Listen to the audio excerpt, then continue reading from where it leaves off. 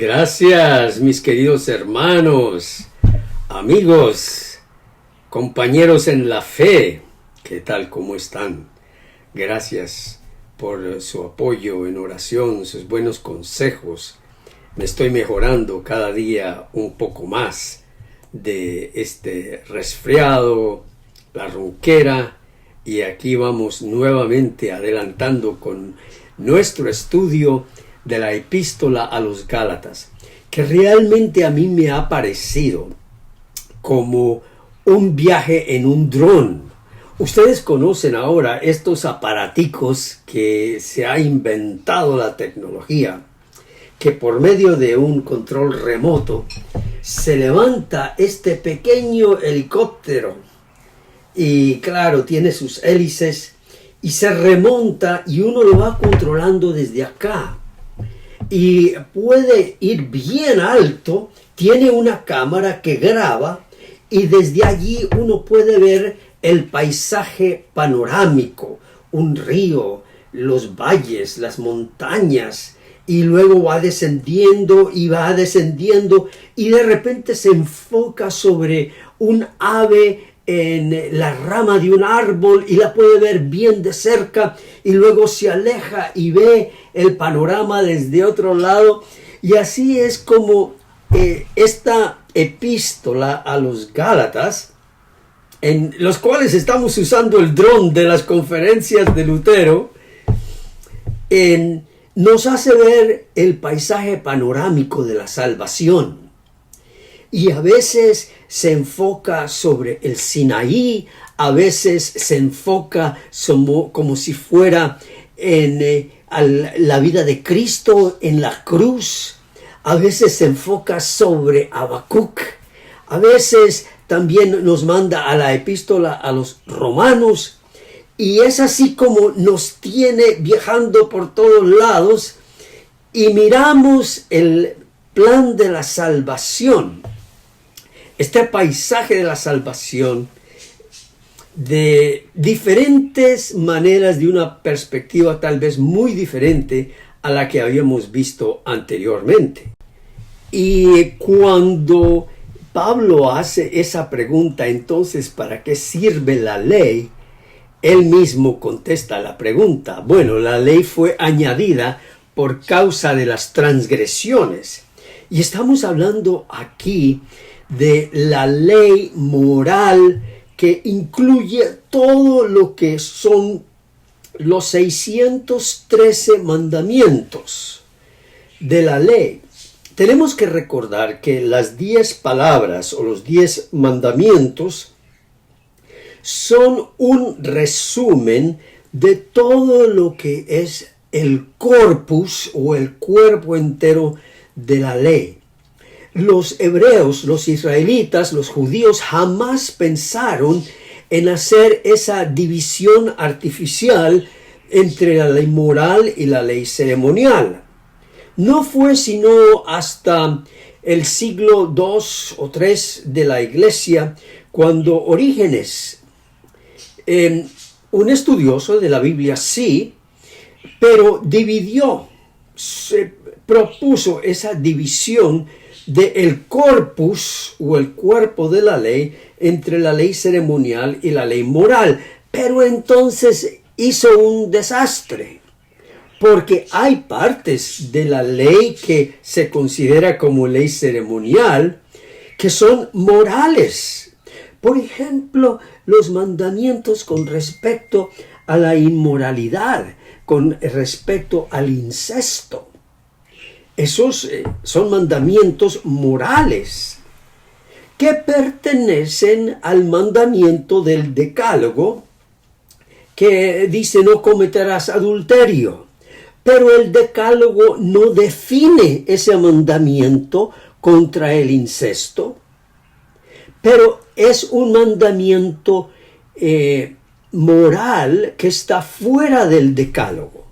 Entonces, por eso digo que Orígenes, y luego esto lo tomó Jerónimo, y en cierto aspecto también lo usó Agustín,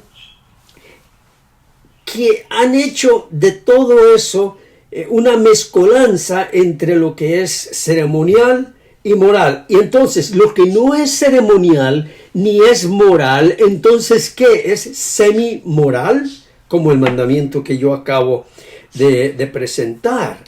Pero así también hay otros mandamientos, por ejemplo, el mandamiento que si tú encuentras un cerco en el campo y por allí se están extraviando los animales, o un hueco en el suelo y por allí se están lastimando los animales o se puede lastimar a alguien, es tu deber cerrar el hueco, cerrar lo que previene a los animales que se vayan el cerco, que se vayan al otro lado. Pero entonces, esa no es ninguna ceremonia. Es un mandamiento ético, es un mandamiento de la buena moral. Pero no está en el decálogo, ni tampoco podemos decir que es una ley ceremonial. Así que los que hablan de esta división falsa, que cuando dice que la ley fue añadida por causa de las transgresiones, se refiere solamente a la ley ceremonial. Entonces, ¿qué hacemos con los que no son ni ceremonias ni el decálogo? ¿Para qué fueron añadidos eso? No, la ley es una sola.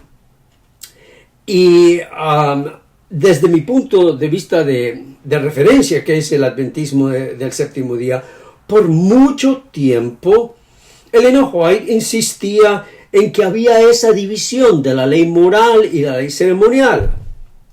Hasta que algunos vinieron y le dijeron, no puede ser, estudie mejor cómo es esto. Y finalmente ella dio como medio brazo a torcer y dijo que sí, que puede incluir la ley moral también.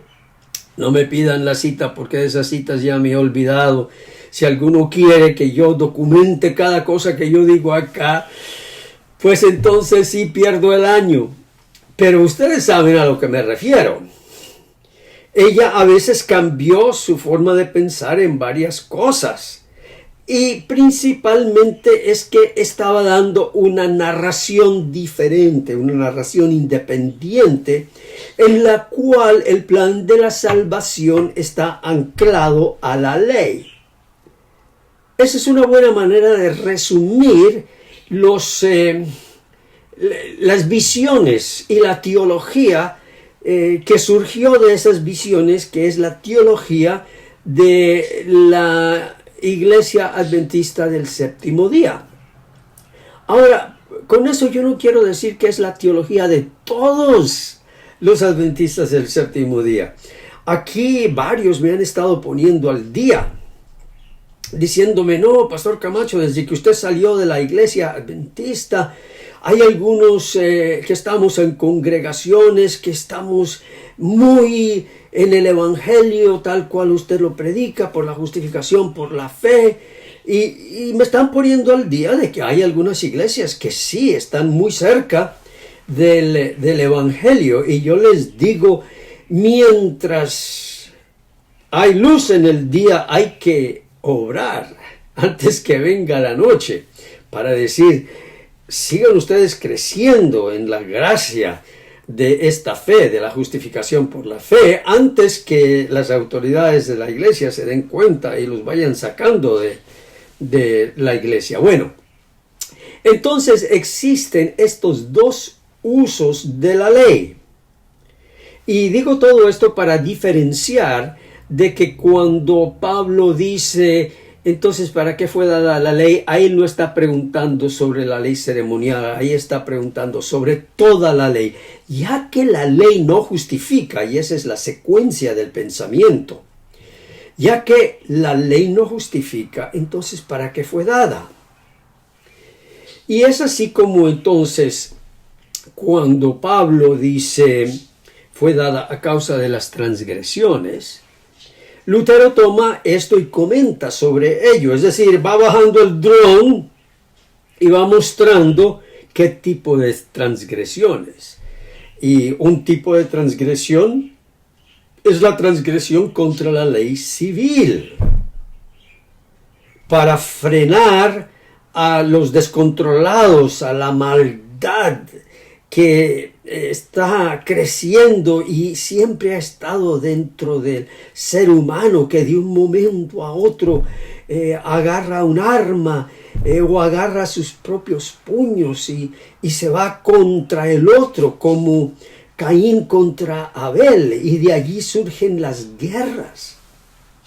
Aún entre gente que uno se supone que es civilizada y tiene las tecnologías y los conocimientos y los satélites, se lanzan en horribles guerras contra el otro. La ley allí no cumple una función perfecta, pero es debido a la carne. La ley de todos modos es perfecta en que condena todo este tipo de comportamiento, sea que lo cumplan o no. Ese es el primer uso de la ley. El segundo uso de la ley, como ustedes vieron, es ese uso espiritual, en que la ley a la conciencia del hombre y de la mujer siempre le está mostrando más y más faltas y pecados en su incumplimiento de cualquier aspecto de la ley, hasta el punto en que el ser humano tira la toalla, por así decirlo, y dice: ¿y ahora qué hago? Yo me rindo ante la ley, sí, yo me rindo ante la ley. Y es allí donde la ley tiene, la misma ley, tiene unas señales como si fuera un láser, una luz láser,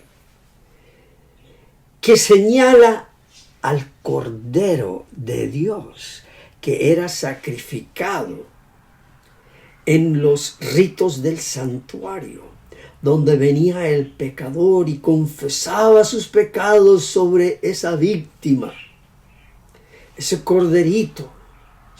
Y luego ese corderito era inmolado, sangre inocente derramada en sustitución del pecador. Luego estaba el día del Yom Kippur, el día de las expiaciones, cuando el pueblo no hacía nada, estaba en sábado completo. Aunque no fuera un sábado del séptimo día, ese sábado era aún más sagrado. Se le llamaba el sábado de los sábados. Era el más grande de todos los sábados. Y en ese sábado el sumo sacerdote tomaba sangre ajena, entraba al lugar santísimo, donde nadie más podía entrar. Y con sangre ajena asperjaba los pecados, la sangre representando los pecados del pueblo, sobre el propiciatorio de oro. Y ese propiciatorio cubría la ley donde estaba abajo. Todo eso es figurativo y tiene su significado.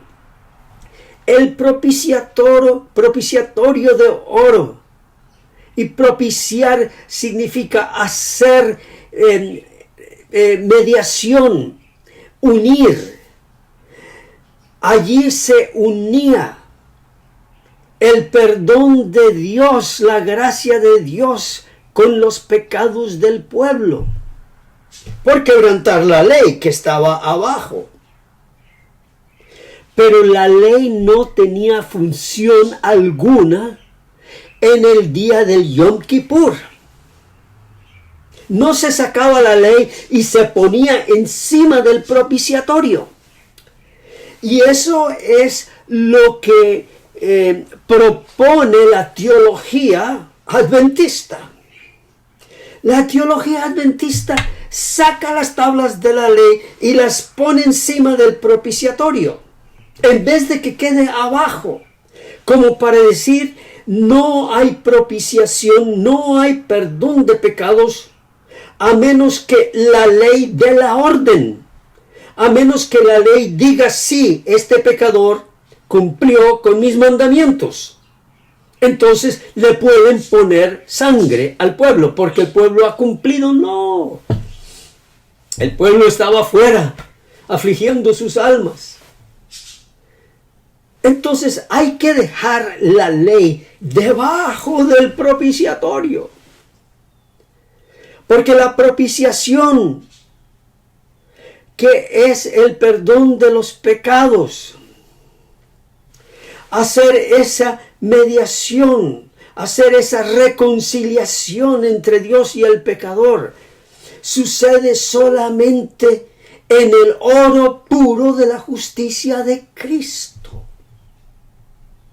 Y eso se logró con la vida, la muerte, la resurrección, la ascensión de Cristo, una vez y para siempre,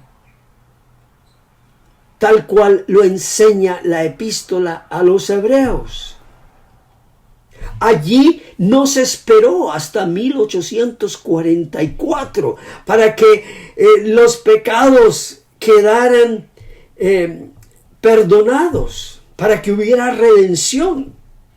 Esa es una de las más grandes teorías falsas de conspiración que se ha levantado por causa de levantar otro evangelio que no ponga su fe en la obra consumada y terminada de Cristo. Y lo peor es que en 1844, según el juicio investigador, entonces sí, tal vez ustedes no lo habían pensado o visto de esta manera, pero el juicio investigador lo que hace es saca la ley de debajo del arca y la coloca encima de la cruz, encima del propiciatorio, y dice: el que no ha obedecido perfectamente la ley no puede ser perdonado. Y esa es, hay que llamarla, esa es una falsedad. Eso es un cumplimiento de las profecías, de la profecía que dijo Cristo, que vendrían falsos cristos y falsos profetas. Hay que dejar la ley donde está, debajo del oro de la justicia de Cristo, que superó, se puso por encima de las demandas de la ley. No estaba la ley tampoco allí a un nivel del propiciatorio. El propiciatorio, representando la justicia de Cristo, estaba por encima de la ley. Ese es el segundo uso de la ley. Mostrar que ninguna obediencia, sino solo la obediencia de Cristo, puede justificar. Y por eso dice aquí Lutero que la naturaleza del Evangelio es exaltar al humilde, alimentar al hambriento, dar vista a los ciegos, consolar a los doblegados y afligidos, a los golpeados y quebrantados de corazón, justificar a pecadores, dar vida a los muertos y salvar a los que están más que desesperados y condenados. Es decir, los que han sufrido el golpe severo del segundo uso de la ley. Pues Él es el todopoderoso Creador, que hace todas las cosas de la nada. Pero la perniciosa y pestilente opinión de la justicia propia no reconoce que es pecador, inmundo, miserable y condenable, sino justo y santo, no tolera que Dios haga su obra natural y debida. Por tanto, Dios necesita tomar este mazo en mano, hablo de la ley, para abatir y demoler y dejar en la nada a esta bestia con su vana confianza, sabiduría, justicia y poder, para que al fin pueda aprender por su propia miseria y desfachatez, que ha quedado sola a sufrir sus propias consecuencias, pérdida y condenada. Es aquí entonces cuando la conciencia sufre los terrores de la ley que viene el Evangelio y la gracia, los cuales la levantan y consuelan, diciendo: Cristo vino al mundo, no para quebrar la caña cascada. Por si acaso alguien se siente hoy en su fe como si fuera una caña muy débil que está por quebrarse, ni apagar el pábilo que humeare. Es ese pedacito de fósforo que apenas tiene un puntito rojo. Cristo no vino para apagar ese pábilo diciéndole: cumple más y más y más la ley para que yo te pueda perdonar, sino para predicar el evangelio de gran gozo a los pobres, sanar a los quebrantados y contritos de corazón, y predicar el perdón de pecados a los cautivos, y así darnos eterna libertad. Alabado sea el nombre del Señor, ahora y para siempre. Amén.